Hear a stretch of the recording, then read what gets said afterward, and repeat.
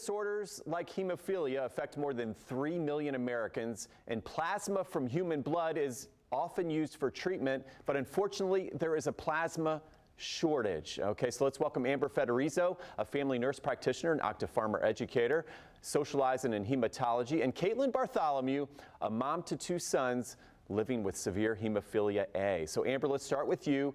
March is Bleeding Disorders Awareness Month. What are some of the bleeding disorders that impact people, and why are they so dangerous? Yeah, so many individuals have heard of hemophilia, as you said, but there are more common forms of bleeding disorders, such as von Willebrand, which actually impact 1 in 150 individuals, and then lesser known bleeding disorders, such as factor I deficiency, which few people know. They can become quite dangerous because each of these individuals is lacking a clotting protein, which makes them effectively be able to treat bleeding that could arise. So whereas you and I would, bump our knee, it would be a quick and easy fix. For these individuals, unfortunately, they continue to bleed in these areas, and oftentimes they can bleed into areas that are problematic, such as the brain or the abdomen, which are very difficult to get that bleeding stopped without plasma donations and the ability to extract that protein to stop the bleeding. And Caitlin, you're a mom to 2 boys. Now they battle severe hemophilia A. Can you tell us a little bit about your story? Yeah, so my son Carson, my first son, he's 4. He was diagnosed with severe hemophilia A at 6 days old. And then shortly after, I found out I was a carrier for this. So I knew if I did have another child, then a boy would have 50% chance of being hemophiliac, and my daughter would have a 50% chance of being a carrier like me. And I'm unaffected. My factor levels are normal, so I'm able to donate plasma, and I do it for my boys. And we have no family history, so it's a big shock to us. But we're doing it. Yes, well, you had a beautiful family there, some wonderful pictures. And how is plasma, for those that don't know, how do they use to treat these disorders, and what's the process like if folks would like to help out and donate?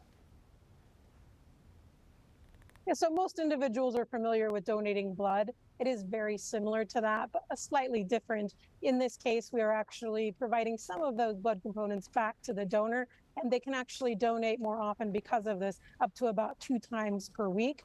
So that's a very interesting process, because then we take this plasma and we actually process it in the machines you see behind us into actual clotting proteins. Now, why is it important we get a lot of donors? Well, in this situation, for her 2 sons, we need 2,400 donors to be able to provide treatment for 1 year of therapy. And this is important because this is not a protein that we can just create here in the lab. It has to be sourced from donors.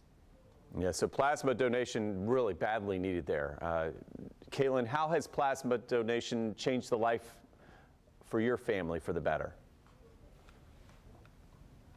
So we do 3 infusions of factor VIII, which is the protein specifically that they pull from the plasma, straight into their blood. So it keeps their factor VIII level up so the clotting cascade can be complete. So if they bump their knee, like Amber said, it's not going to be an issue.